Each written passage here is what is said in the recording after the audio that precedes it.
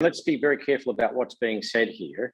Ukraine is not saying that Russia should be kicked out of the UN or kicked out of the Security Council. They're saying that Russia is not there validly in the first place because Russia took over from the USSR, and it's the USSR that's mentioned as a permanent member of the Security Council.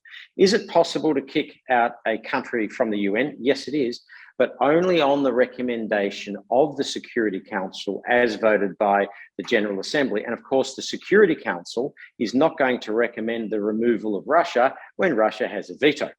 So can a country be removed? Yes, but given that it's one of the permanent five, will it happen? No. So let's now go to the Ukraine's substantive question.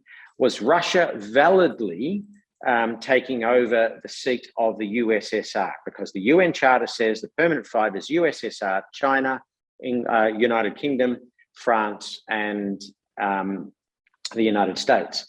Now, there's a technical area of international law. When a country breaks up, like Yugoslavia, like the Soviet Union, which bits are the former country and which bits are brand new countries? So if you're a small bit new breakaway, you're then called a successor state, which means you're a brand new country and all the formal rights and obligations cease, and you've got to renegotiate everything from scratch. But if you're the big part of a country, you can say, I'm the continuing state and I have all of the rights and obligations of the previous state. I just changed my name. And that's what Russia did. They said when all the little republics broke away, Russia is the continuing state to the Soviet Union, and they asked the United Nations to please change the name Soviet Union to Russia. And that's what happened. So there's no real valid argument. More importantly, there won't be valid arguments because China is holding the seat that used to belong to Taiwan. So when the Security Council was created, the permanent member of the Security Council that was China was the Republic of China with its government in Taipei on Taiwan. In the 1970s, when people said China was recognized, China was not recognized. The recognition was changed from Taiwan to Beijing. So we've seen the government of a country change before. Also, there is no way on earth the United Kingdom is going to support the fact that Russia is not the continuing state to the Soviet Union.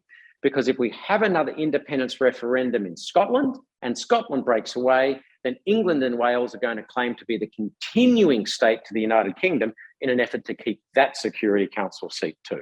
Well, I'd say this, if someone chopped off one finger on my left hand and chopped off two fingers on my right hand, the left hand's better off, even though it's only had one finger chopped off. So the question isn't, how do you measure the United Nations against the perfection that it could be but isn't?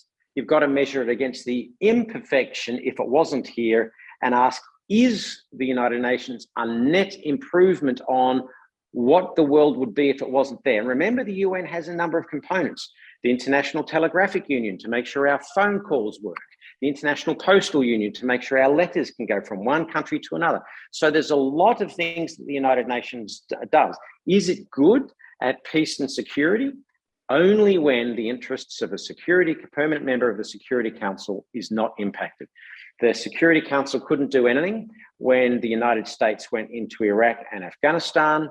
The UN came in late in Kosovo, an operation to kick the Serbs out of Kosovo that most people agree with, and now we're finding it impotent with Russia in the Ukraine. We shouldn't be surprised. This is part of the downside of the mechanism.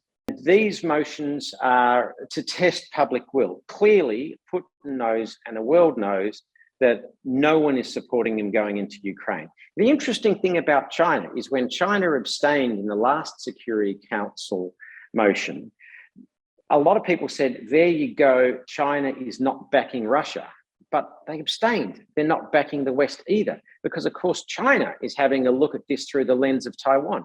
If the West capitulated and if the West allowed the Ukrainians to be overwhelmed by the Russians without any worry, China would go into Taiwan, because from China's perspective, and by the way, Canada's foreign policy, UK's foreign policy, the US foreign policy all says there is only one China.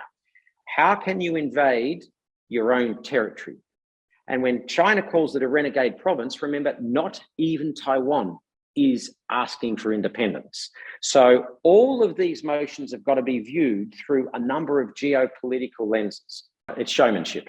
And it's showmanship that has some impact because it does send a message to Vladimir Putin exactly how isolated he and Russia is becoming. I spoke to a 24-year-old daughter of a friend of mine in Russia who's Russian, raised in Russia, and she's desperately sad now because she sees her future going. Her passport's going to become very difficult to travel on. Her dreams of studying in Europe are going to be gone because Russia is going to be a pariah state. Whether it's Daniil Medvedev, a great tennis player who might find difficulty playing international tournaments now, or the Russian football team that might find difficulties playing football at international tournaments. These things all add pressure to Vladimir Putin. But let's remember, all of the sanctions and all the sporting boycotts against South Africa took decades to resolve. None of this is going to have pressure that's going to resolve this crisis by Friday afternoon.